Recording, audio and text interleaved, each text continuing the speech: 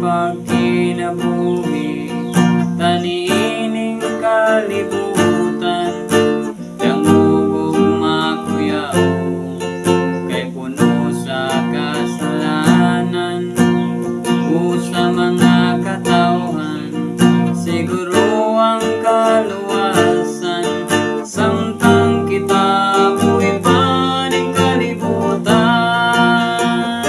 Pagtuo ang atong sumbanan,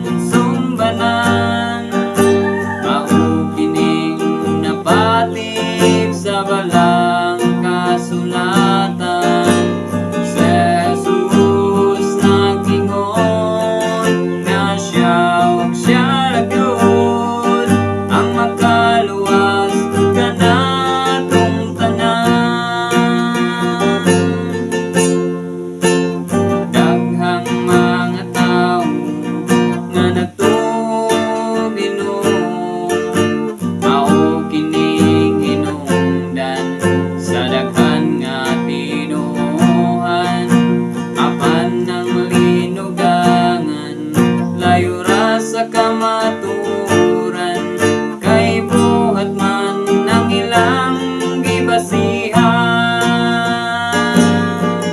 Pagtuo ang atong sumbanan,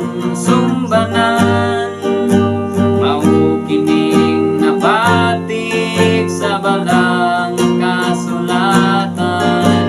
Si Jesus nag-ingon nga siya ug siya ra gyud ang makaluwas kanatong tanan.